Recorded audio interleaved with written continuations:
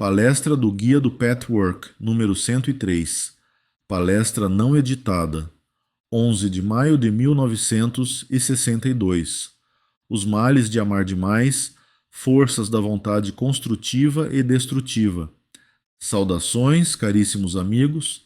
Deus abençoe cada um de vocês. Abençoada seja esta hora. Esta noite eu gostaria de falar sobre outra faceta do amor, da vontade e do relacionamento humano. Com base na vida e na experiência, quando realmente entendida, bem como em todas as palestras anteriores, vocês sabem que esses três aspectos são interdependentes. Cada um é da máxima importância para a sua vida e a sua satisfação. Juntos, eles formam um todo. Se um deles, separadamente, funcionar de maneira saudável e produtiva, os outros dois necessariamente funcionarão de maneira igualmente saudável, quase que automaticamente. No entanto, às vezes é importante considerar cada um separadamente. Não pode haver satisfação de espécie alguma sem bons relacionamentos humanos. E bons relacionamentos humanos são impossíveis sem amor, e sem todos os aspectos que fazem parte do amor. Tampouco vocês podem levar uma vida produtiva sem que a vontade funcione adequadamente. O amor e a vontade possuem muitos aspectos negativos e, com muita frequência, sofrem muitas distorções diferentes.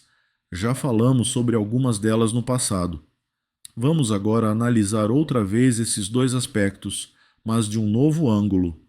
Vocês aprenderam que é muito mais prejudicial se obrigarem a sentir amor, quando isso não é verdade. Nesse caso, é usado o tipo errado de vontade e amor e, portanto, é produzido um resultado negativo. No entanto, também sabem que, se não derem amor, não poderão recebê-lo. Assim, consciente ou inconscientemente, vocês procuram forçar o amor. Usam a vontade para gerar um sentimento que ainda não existe dentro de vocês. Mas, no decorrer do nosso trabalho, vocês aprenderam que o processo adequado de crescimento é admitir para si mesmos que ainda são incapazes de sentir amor. Vocês não conseguem encarar apropriadamente a situação atual e admitir que, por enquanto, ela é a que efetivamente existe. É a sua realidade presente. Se o fizerem sem culpa e julgamento, acabarão por entender por que isso ocorre e, dessa forma, libertarão automaticamente a sua capacidade de amar. Ela cresce por si mesma. Alguns de vocês já começaram a vivenciar esse processo como resultado do trabalho feito. Já tomaram consciência da corrente que força os outros e a si mesmos. Como querem receber amor, muitas vezes, desesperadamente, vocês não conseguem tolerar a admissão de que não dão amor. Uma vez que encararem a sua verdade, essa mesma verdade começará a mudar.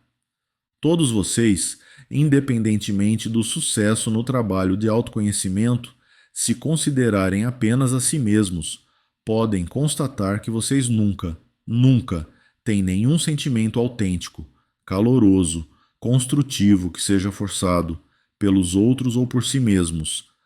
Os sentimentos autênticos são sempre espontâneos e surgem sozinhos. São um subproduto indireto da autopercepção.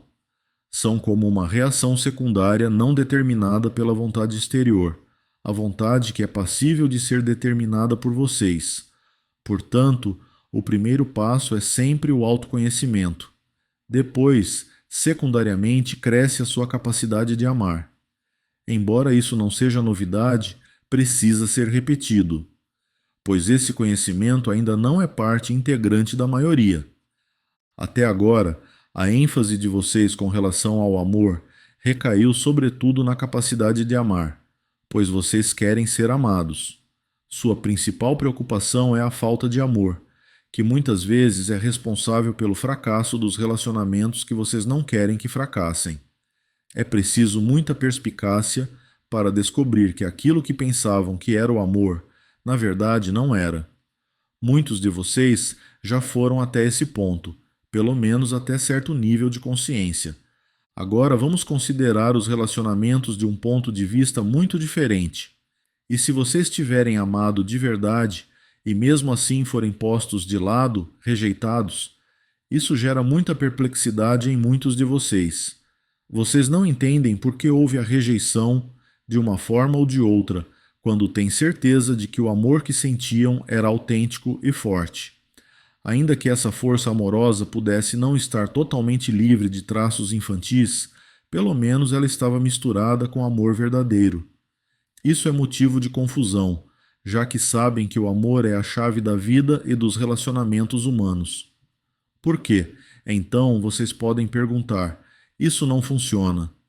Será que existem sempre correntes egoístas, cobiçosas, imaturas na alma humana? Mas então, ninguém poderia receber amor, porque nenhum ser humano é perfeito. Ao mesmo tempo, vocês notam que algumas pessoas, certamente com menos capacidade de amor autêntico, recebem muito mais. Isso não apenas os confunde, mas também aumenta a sua sensação de insegurança e dúvida, de injustiça, de sentimentos de vitimização. Portanto, vamos examinar esse assunto e procurar esclarecê-lo. É tão prejudicial e destrutivo e tão insensato amar demais como amar de menos, isto é, com relação ao amor pessoal, exigindo amor em troca.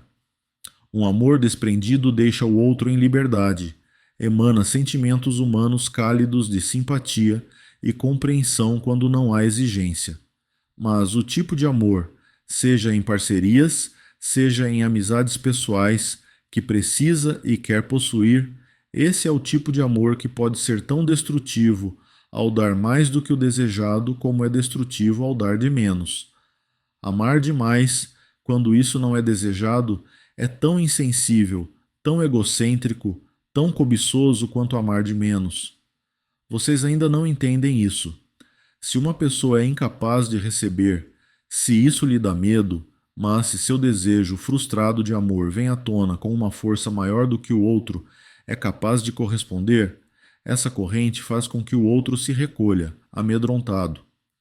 Quando vocês não têm consciência dos seus processos interiores, vocês não são sensíveis a esse fenômeno. Vocês apenas se sentem rejeitados e ficam pensando nessa ofensa. Podem estar insensíveis à necessidade dos outros de receber o seu amor, porque estão muito assustados para sair da sua concha, podem ficar insensíveis à necessidade dos outros de não receberem mais do que podem aguentar nessa ocasião. Assim, vocês não respeitam o direito do outro de não receber o que vocês querem dar. Para vocês, é uma questão de tudo ou nada. Se esse tudo não for recebido, vocês se recolhem, e o tudo passa a ser nada. Mas, se perceberem essa luta interior da outra pessoa, se crescerem o suficiente para não dar mais do que pode ser recebido, pode nascer outro tipo, muito satisfatório, de relacionamento. Mas vocês perdem essa oportunidade por ignorância do que vai no seu íntimo. Pode ser perfeitamente verdadeiro que a incapacidade da outra pessoa seja um reflexo da imaturidade emocional dela, de seus problemas e conflitos interiores. Mas vocês ficam muito zangados com tudo isso. Recusam o direito do outro de ter o que vocês mesmos podem ter, numa versão um pouquinho diferente. Assim, vocês oscilam entre uma força amorosa avassaladora que não pode ser recebida e depois ressentimento e retirada. Vocês ainda são incapazes de preservar um sentimento de respeito humano, de apreço, quando a intensa força do seu amor, mesmo que em grande parte autêntica, não é bem recebida. Por raiva, vocês usam a arma de transformar um sentimento positivo em negativo.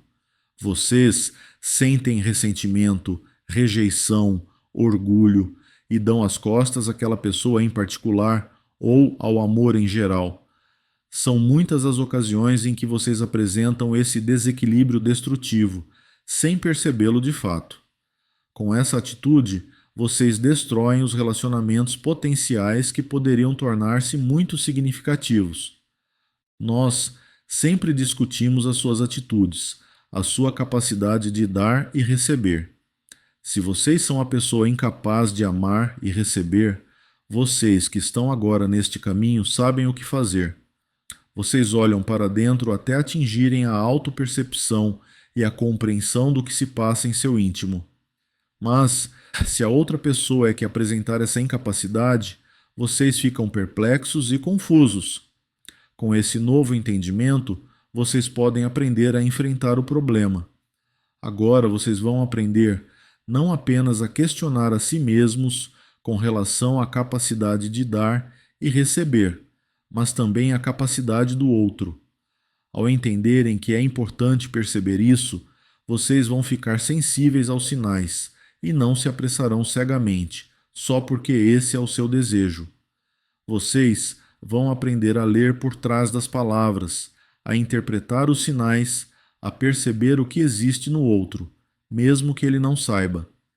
Estas palavras são dirigidas especificamente aos meus amigos que, em geral, não são retirados, que estão ansiosos por dar e se relacionar, mas que constantemente encontram empecilhos porque, seja qual for o motivo, o objeto de sua escolha, de uma maneira ou outra, não quer receber essa poderosa força exigente que eles emanam.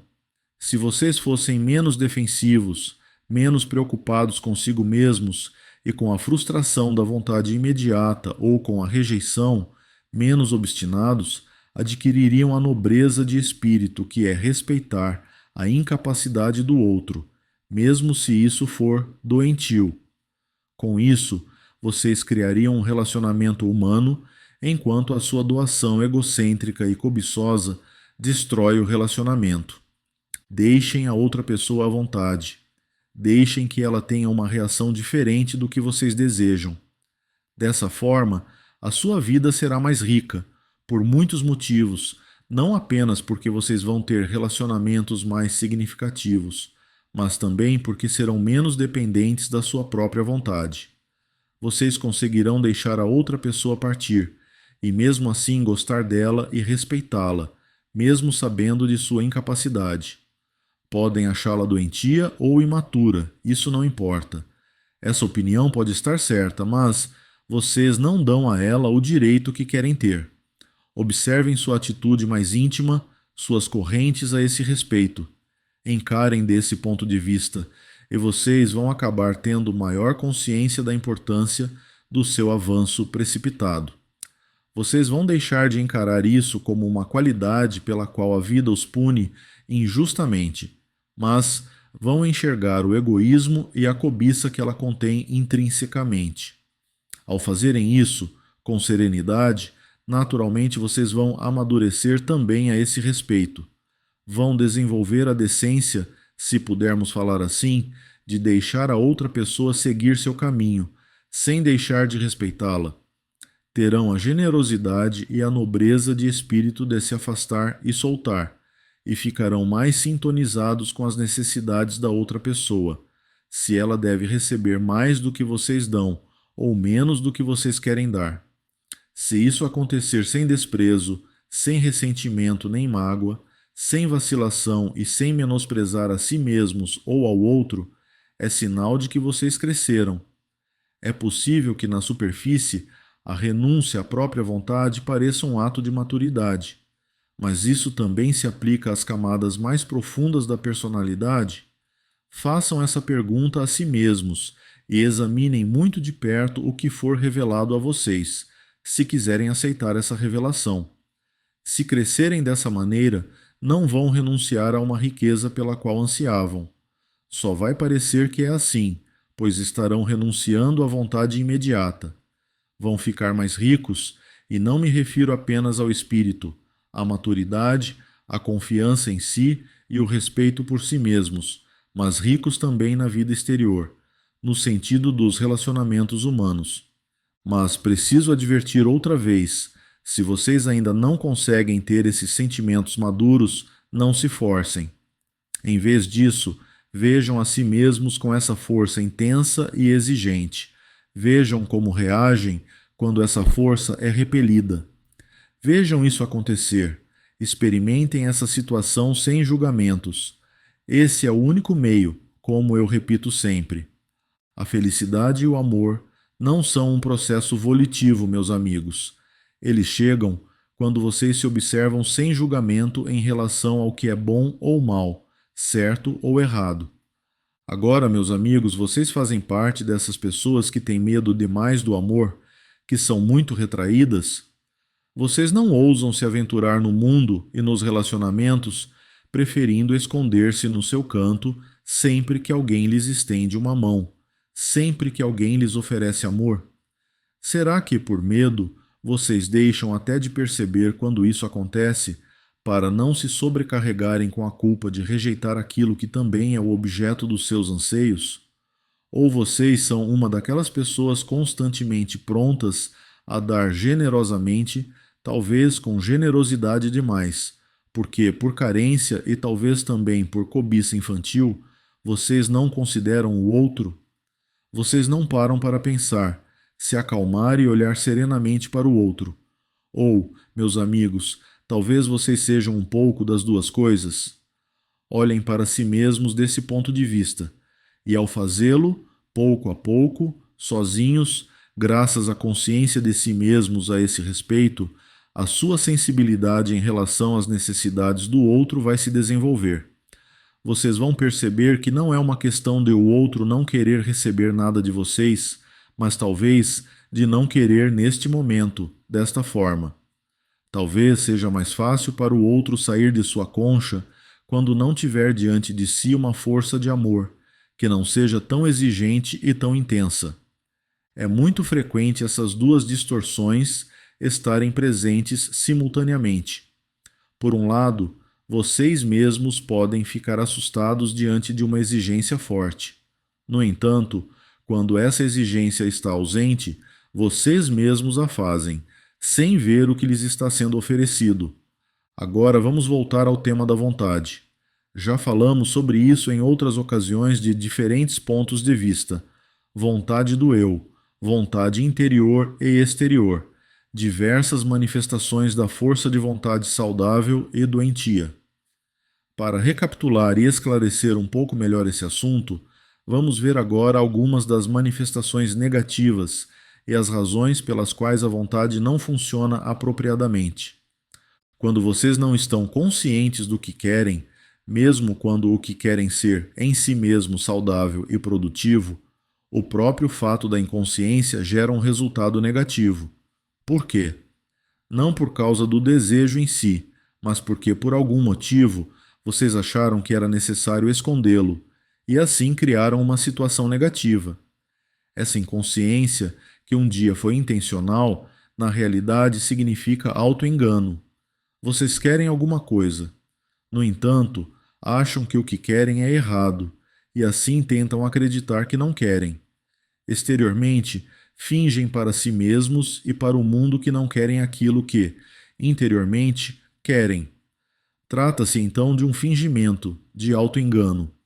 E é isso que provoca o resultado negativo, e não a qualidade do desejo em si, não importando se o desejo é ou não moralmente aceitável. O responsável é a consciência interrompida, com todas as suas conotações. Assim, vocês não querem o que querem. E essa foi a revelação a que muitos de vocês chegaram. Vocês são tão inseguros sobre si mesmos e sobre os seus direitos que suprimem e, no fim, reprimem sua capacidade de desejar, sua força de vontade. Podem transformá-la de modo que ela reaparece na forma de uma solução de meio termo. Mas essa falta de clareza provoca uma névoa densa na sua psique, que é uma atmosfera doentia e que atrapalha a expressão da vida em vocês.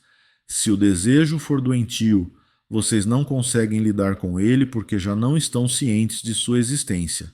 Mas pode muito bem tratar-se de um desejo muito saudável, que vocês não permitem que aflore a consciência por causa da vontade de cumprir as normas impostas a vocês pela sociedade, pela opinião pública, ou o que vocês acham elas que são. Dessa forma, é possível que vocês se obriguem a alguma coisa muito inferior ao desejo que nasce do eu real. A razão para isso é puramente negativa. É a falta de coragem de serem vocês mesmos, a necessidade exagerada de agradar, ou uma série de outros motivos que vocês já conhecem com base em outras palestras e no trabalho desenvolvido. Portanto, Um desejo produtivo acaba se revelando improdutivo ou até destrutivo em determinadas ocasiões, se vocês não tiverem consciência dele. Outra razão pela qual a força de vontade ou a capacidade de desejar se torna improdutiva é que vocês estão divididos quanto ao rumo a tomar. Não preciso aprofundar mais esse tema agora, já falamos extensamente dele. Se a vontade caminhar em parte em uma direção e em parte em outra, o resultado será muito negativo. Os seus esforços serão baldados e você experimentará fracasso e frustração. Muitas vezes, vocês acreditam, equivocadamente, que isso se deve a razões moralistas. Mas não é assim. As duas direções podem ser moralmente adequadas, mas a desunião interior gera o que inconscientemente vocês talvez considerem uma punição. Como eu já disse na palestra de hoje, se a vontade for tão forte a ponto de não levar em conta os obstáculos nem respeitar as inclinações do outro. Se vocês não levarem em conta a realidade da outra pessoa, seja ou não bem recebida e desejada por vocês, se a força do desejo for maior que a realidade justifica, você derrota o seu propósito. Um quarto motivo é a vontade de menos. Se vocês se resignam e se retiram, ficam apáticos e com medo demais de levar uma vida significativa. Se não ousam fazer o que é necessário para gerar uma vida produtiva, mas esperam recebê-la de presente de alguma autoridade, vocês coíbem a força de vontade e a capacidade de desejar. Esses quatro aspectos impedem o fluxo saudável, descontraído e constante da vontade e, portanto, da capacidade de desejar. Esse também é um tópico que causa muita confusão, porque vocês sempre tendem a encarar as coisas como certas ou erradas, boas ou más. Dessa maneira, acabaram surgindo muitas teorias, teorias espirituais, religiosas, filosóficas ou psicológicas. Existe uma escola de pensamento que sustenta que é preciso não querer resultados para encontrar a paz. É preciso não ter nenhuma força de vontade. É preciso se soltar. E existe outra escola que diz que sem vontade não pode haver vida, não pode haver satisfação. Vejam, meus amigos, essas duas visões aparentemente opostas estão corretas, e ambas podem estar erradas. Portanto, muitas vezes eu mostrei a vocês essas confusões, quando pontos de vista opostos são ambos corretos e podem ser ambos destrutivos e improdutivos. Se a vontade se enquadra em uma das categorias que mencionei, se ela for tensa, se for determinada por motivações imaturas, se vocês não tiverem consciência dela, se ela for dividida, se for compulsiva e muito ansiosa, então é muito válido dizer que é preciso se soltar, descontrair a obstinação. Descubram as forças unificadoras que estão por trás da divisão da vontade, para que ela possa aos poucos crescer em uma só corrente. Mas, por outro lado, se a vontade for inexistente ou insuficiente, como vocês podem crescer? Vocês precisam da vontade para crescer, para viver, para amar. E, no entanto, em outro nível vocês não fazem isso. Como eu disse anteriormente, vocês não podem usar a força de vontade direta para obrigarem a si mesmos a sentir o que não sentem, mesmo que queiram. Mas vocês precisam da vontade para observarem a si mesmos com sinceridade e sem autoengano. E a partir daí, a capacidade de amar e viver cresce automaticamente. Se de fato querem bons relacionamentos, precisam querer tê-los, sem tensão e sem resultados imediatos. Não podem se precipitar para obter determinado resultado, limitado no tempo, limitado em espécie conforme a sua escolha. Um relacionamento inclui os outros, e eles também precisam ser considerados, não apenas vocês. Se não houver essa consideração, vocês anulam a existência do relacionamento. Se essa consideração se aplicar a manifestações externas e evidentes, ou se disser respeito a atitudes e tendências emocionais ocultas, não faz a menor diferença. A única diferença é que esse último caso é muito mais difícil de determinar. e aponta para a combinação apropriada de querer e desejar, dando liberdade ao mesmo tempo. Isso significa que a vontade do eu sai de cena, enquanto a boa vontade permanece. Essa boa vontade precisa ser sempre cultivada, uma vez após a outra. Com ela, vocês abrem mão da vontade do eu, ao introduzirem a tolerância ao como e quando. Com ela, vocês cultivam a consciência de suas próprias correntes perturbadoras e das necessidades e da vontade do outro, sem deixarem de ficar sintonizados com as oscilações e mudanças. Pois nada que é vivo permanece estático. Somente o espírito livre pode ficar alerta e descontraído a ponto de seguir a corrente das condições em eterna mudança que emana dos outros, de si mesmo, das circunstâncias da vida. Para tanto, é preciso que a vontade saudável funcione. Vocês não podem ser sem vontade, mas precisam ser sem os limites rígidos da vontade do eu, que prescreve os detalhes. Essa é a diferença entre a vontade exterior e a vontade interior. A vontade interior vem do seu eu real, que é intrinsecamente livre. Se vocês permitirem essa liberdade, não haverá os limites da vontade do eu. Sem vontade não pode haver vida nem crescimento. Se quiserem se realizar e concretizar seus potenciais, a vontade exterior tensa muitas vezes é um entrave, mas a vontade interior livre precisa ser cultivada para propiciar essa realização indiretamente, como muitas vezes é necessário. A abordagem direta é a consciência, e isso não acontece sozinho. Exige a vontade relaxada. Se a vontade for associada ao julgamento moralizante, ela se torna destrutiva, porque a verdade passa a ser inacessível. Se a vontade quiser ir além da tendência a moralizar e se focar no que é verdadeiro e não no que é certo, a vontade gera a verdade e, portanto, o amor. Em qualquer área da vida em que vocês já tiverem concretizado seus potenciais e sentido alguma satisfação, vocês precisarão renovar constantemente a vontade. Olhem para trás e vão ver que é assim.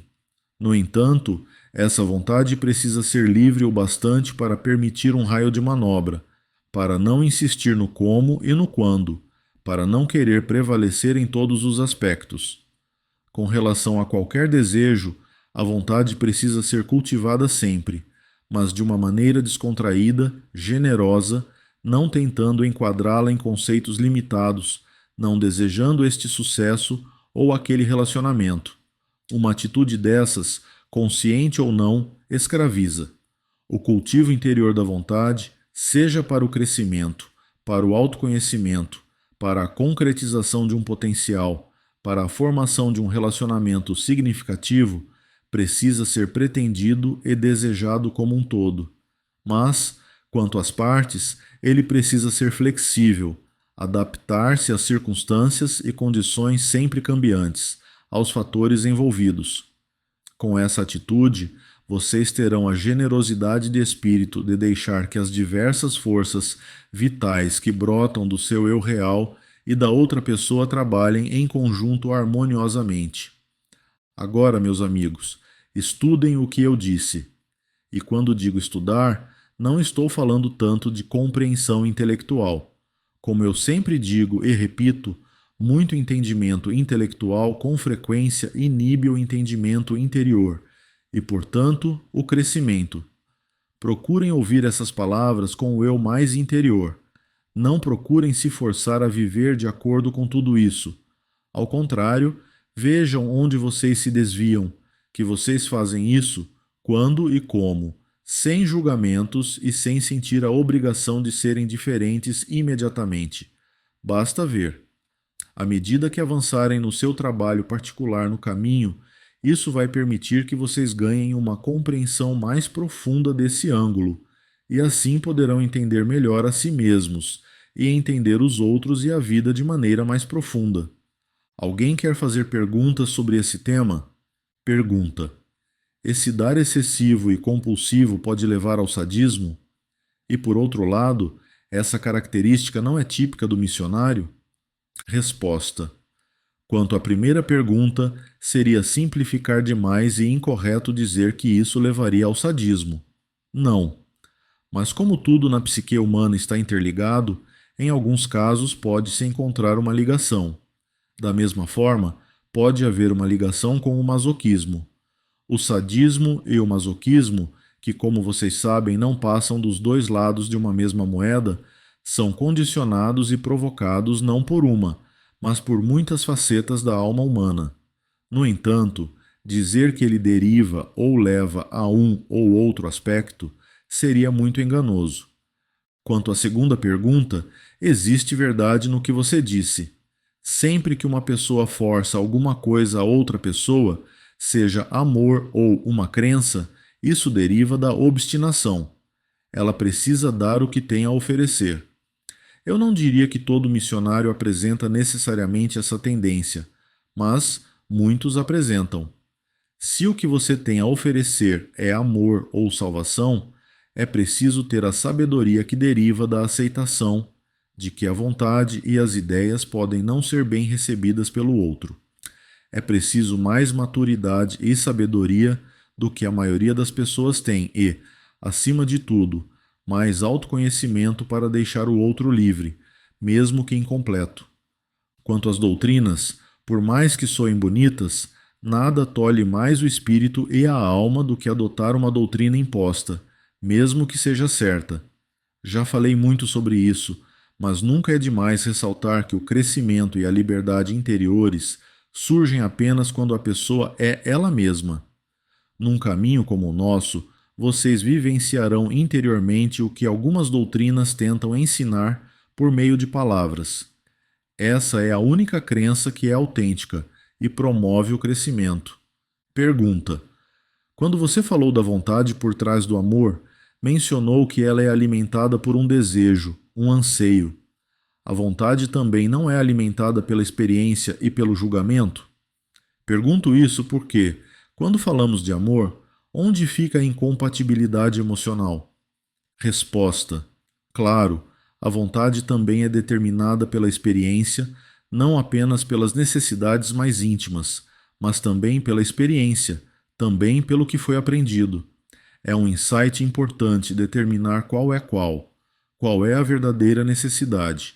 Mesmo se essa necessidade, como existente naquele momento, for infantil e imatura, você sabe que é muito melhor assumir essa necessidade infantil? Isso não significa que você tenha necessariamente de colocá-la em prática, mas apenas assumi-la. Estar plenamente ciente de que ela existe. Assim, a necessidade se transforma em vontade. Uma necessidade autêntica transformada em vontade, mesmo que imperfeita e imatura, é mais saudável que uma vontade madura e saudável imposta de fora, determinada pela influência educacional, pelas opiniões dos outros que você adotou, por um motivo ou por outro, porque nesse caso trata-se da autoalienação sobre a qual falamos tanto. Mesmo que as experiências pessoais do passado sejam muito enganosas. Essas experiências são condicionadas pelos seus padrões, as suas imagens, as suas noções preconcebidas, e esse escopo limitado de experiências, bem como o olhar enviesado para elas, não dará a vocês a liberdade da realidade. Ele pode impedir que vocês encarem a vida com uma visão renovada, de modo a verdadeiramente ampliar seus horizontes e sua capacidade de viver a vida da maneira mais plena possível. No entanto, se vocês forem autênticos, por mais imperfeito que seja o eu, essa espontaneidade e conhecimento do que vocês realmente são e querem, num dado momento, os libertará dos grilhões da limitação, do preconceito, da visão rígida e estreita. Tudo isso resultado do fato de não olharem para si mesmos. Se vocês adaptarem a vontade ao que sabem ou pensam que é certo, ou mesmo às suas limitadas experiências anteriores, vocês vão tolher a espontaneidade do eu real. Mesmo se o eu real desejar algo improdutivo e vocês encararem esse fato, não necessariamente traduzindo a vontade em atos, isso será muito mais saudável do que querer algo que não corresponde ao que vocês são. Se a sua vontade for determinada pelo medo, vocês nem chegarão até o desejo real ou a necessidade por trás dele.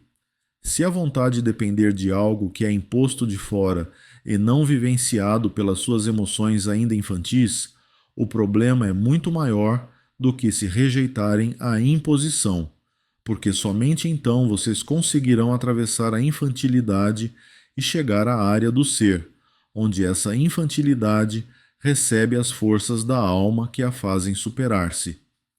Quanto à questão da incompatibilidade, não entendi muito bem o que você quer saber. Pergunta: se meu desejo infantil e meu amor e minha vontade forem dirigidos para um relacionamento humano e vice-versa, para alguém e com alguém de forma mútua, se houver uma incompatibilidade, então tudo está errado. Se essa palavra expressa o que quero dizer? Resposta: se você entendeu mesmo o que eu disse na palestra, a pergunta será respondida. Porque se existir essa incompatibilidade, se surgir um problema, é somente porque a vontade forçou. Isso pode ser por parte de uma das pessoas ou de ambas, um relacionamento que não era viável para aquelas pessoas específicas. Outro tipo de relacionamento poderia existir. A vontade forte empurrou a realidade para fora de cena. O que existe não é percebido, porque as pessoas não querem perceber. A realidade deve adaptar-se ao desejo. Portanto, surgem esses problemas. Pergunta: eu gostaria de fazer uma pergunta sobre meu netinho. Ele vive com medo a maior parte do tempo. Em consequência desse medo, ele fica constantemente doente. O medo dele é que as pessoas que ele ama, todas as pessoas que ele ama, são hostis umas com as outras. Se ele ama alguma delas, a outra se retira. Ele está sempre dividido. Será que você poderia mostrar uma saída? Resposta: na realidade, eu não posso dizer nada que você já não saiba. No entanto, vou tentar ajudar. Em primeiro lugar, todos vocês precisam aceitar plenamente o fato de que o que ele teme é verdadeiro. Não é uma invenção, não é imaginação da parte dele. Se vocês aceitarem plenamente esse fato, não um simples reconhecimento superficial, essa consciência da parte de todos vocês já terá um efeito curativo sobre ele e sobre todos os envolvidos. Quando vocês aceitarem plenamente esse fato, encontrarão o problema da sua própria culpa. Essa culpa também precisa aflorar totalmente a consciência. Essa consciência deixará bem focada esta pergunta: provoquei um problema interior nessa criança por causa da minha imperfeição? Como posso aceitar esse conhecimento? Quando essa questão premente é inconsciente, vocês evitam encará-la e procuram ainda mais compulsivamente eliminar esses sentimentos destrutivos que evidentemente são responsáveis pelo medo da criança, e mais compulsivamente tentam sentir o que não sentem. Isso, por sua vez, agrava o problema na criança e em todos vocês. Aumenta o medo e a culpa em todos. No entanto, se vocês encararem o que sentem e entenderem bem o que sentem, chegando até as raízes, o que só pode ser feito sem culpa e sem julgamento de si mesmos ou dos outros, aí vocês vão começar a mudar o clima, muito antes de conseguirem ter outros sentimentos. Isso vai fatalmente ajudar o seu neto. Ah, você pode dizer muitas coisas a ele que sem dúvida tem uma compreensão fora do comum a esse respeito. Mas o que você disser não vai ajudar de verdade se vocês não encararem o que existe, sem moralismos, somente aceitando a sua imaturidade e, ao fazê-lo, aprendendo mais sobre ela. Dessa maneira será possível aliviar o ambiente tenso que gera o medo do menino. A tensão é causada mais pelo esforço compulsivo em ser algo que você ainda não pode ser, porque não entende completamente as raízes. Aceite esse lento processo de crescimento. Elimine a compulsão e a impaciência, e os sentimentos imperfeitos de hostilidade serão menos prejudiciais do que a vontade compulsiva de superá-los. Com essa mentalidade, todos vocês vão de fato entender que ele, como vocês, também trouxe problemas não resolvidos para esta vida. O ambiente somente traz à tona o que já existia. Ele não pode trazer à tona algo que já não esteja presente. O menino precisa viver seus problemas até o fim, como vocês precisam viver os seus. A imperfeição de pais e das condições ambientais não fez mais que trazer os problemas à tona. Mas essa verdade será uma experiência pessoal, apenas se e quando você eliminar a pressa, a falta de aceitação de si mesma, a vontade de adaptar-se aos padrões morais dos outros e de ser aprovada, a sua culpa, o seu medo. Enquanto isso, você pode ajudar seu neto continuando tranquilamente com este trabalho de autoconhecimento e autoaceitação. Você sabe de tudo isso, mas, muitas vezes, não aplica esse conhecimento aos sentimentos e emoções do dia a dia, que deixa passar sem se conscientizar da existência deles e, portanto, de seu significado mais profundo. Isso vai ajudar vocês a perceberem o efeito que exercem uns sobre os outros, e a visão de vocês, de todos vocês, a esse respeito ainda é limitada. É algo que vocês ainda não avaliaram, não de verdade. Pergunta: você está se referindo a mim pessoalmente ou a todos nós? Resposta: pelo menos a você e a sua filha, que estão fazendo o trabalho de autoconhecimento. Vocês duas já viram, pelas autodescobertas que fizeram, que o menino teme é verdadeiro. Vocês discerniram esse padrão de lealdades divididas. A esta altura, vocês entendem, e isso é um grande avanço. Não apenas que isso acontece, mas em que grau e por quê. Mas vocês ainda não entenderam, ou vivenciaram, ou ainda são insensíveis ao efeito que isso tem sobre os outros, nem que esse entendimento também vai ajudar a criança a entender sem moralismos. Pergunta: existe uma coisa chamada numerologia, que alguns números são favoráveis e outros não? Resposta: desaconselho enfaticamente essas práticas, muito enfaticamente. Pergunta: faz parte do plano da natureza uma criança passar a ter uma reação, uma neurose contra um dos pais ou ambos, independentemente do quanto esses pais sejam bons ou gentis? Resposta: certamente esse não é o plano da natureza. Isso é mais uma demonstração do conceito totalmente equivocado sobre o homem e a vida. Isso é obra do homem. A única maneira de compreender por que algumas crianças contam com a situação melhor e mais favorável e apresentam as chamadas neuroses, enquanto em outros casos a situação pode ser extremamente desfavorável e existe um grau relativamente pequeno de neurose.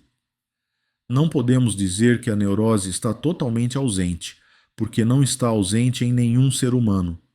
O único meio de entender isso é que vocês não nascem apenas uma vez, mas renascem muitas vezes com os problemas que ainda não foram resolvidos. Não foi a natureza que deu esses problemas a vocês. Pergunta: certa vez você nos disse que era mais fácil trabalhar neste caminho aqui na Terra do que no mundo dos espíritos. No entanto, sabemos que nossos entes amados também estão se desenvolvendo. Eles estão trabalhando pela autorrealização e nosso trabalho nesse sentido também os ajuda. Você poderia explicar melhor? Resposta: crescimento e desenvolvimento pessoal podem, até certo ponto, ocorrer em todas as esferas do ser. Mas, onde os entraves e obstáculos são os maiores, é ali que o crescimento pode ser mais eficaz, desde que a pessoa em questão assim o deseje. Sem entraves e obstáculos, os problemas profundamente arraigados não são trazidos à tona. Eles não podem se manifestar e, portanto, vocês não têm consciência deles. Sem essa consciência, vocês não podem superá-los. Tudo isso eu já expliquei anteriormente. Nas esferas espirituais, você vive sem o corpo físico. Está numa espécie de vida em que não encontra os entraves causados pela matéria. Sem esse obstáculo, ainda é possível crescer e se desenvolver até certo ponto, mas sem dúvida não na mesma intensidade. A matéria é um entrave constante. é uma resistência. Falamos sobre a resistência psicológica, mas esse é apenas um aspecto, um pequeno fragmento da resistência. A vida na Terra, a vida na matéria, é uma resistência. Se vocês não tivessem nenhuma resistência, absolutamente não poderiam viver. No entanto, quando resistem demais, conforme o grau, vocês se tolhem, e se o grau ultrapassar um determinado limite, vocês não conseguem viver. A vida na Terra exige a dosagem certa de resistência, nem de mais, nem de menos, assim como acontece com a vontade. A vontade é uma força que supera a resistência da matéria, a resistência da separação. Se ela for muito forte, é prejudicial. Se for muito fraca, não será suficiente para superar a resistência da matéria. É assim que vocês conseguem crescer muito mais depressa por causa da resistência. No aprendizado prático, vocês passam a saber intimamente qual é exatamente o grau certo, o equilíbrio certo. Não é preciso dizer que isso não se aprende por regras e regulamentos e leis e doutrinas que vocês assimilam com o cérebro. É um sentimento interior que nasce do trabalho como este que vocês fazem. É algo intuitivo, não aprendido. Vocês crescem e se inserem na corrente certa do grau específico de resistência de que precisam. Ele não é igual para todos. Cada pessoa tem uma vibração pessoal ou frequência, a soma total de todo o seu ser, exterior e interior. De acordo com essa vibração pessoal, a resistência precisa se ajustar, por assim dizer, à resistência geral da matéria. Na medida em que a vida de vocês é produtiva e harmoniosa, nessa mesma medida a sua vibração está em harmonia com a resistência geral da matéria. É por isso que o desenvolvimento na Terra é muito mais rápido. Sejam abençoados cada um de vocês. Que estas palavras encontrem eco mais uma vez no mais recôndito do seu ser. Que elas deem frutos para vocês, talvez não imediatamente, talvez apenas nos meses, ou mesmo nos anos vindouros, quando, no trabalho de autoconhecimento, vocês atingirem o ponto em que poderão realmente entender o que eu lhes disse esta hoje. Fiquem em paz, meus queridos, fiquem com Deus. O direito autoral do material do guia do Pathwork é de propriedade exclusiva da Pathwork Foundation. O nome Pathwork pode ser utilizado exclusivamente pelas regionais autorizadas pela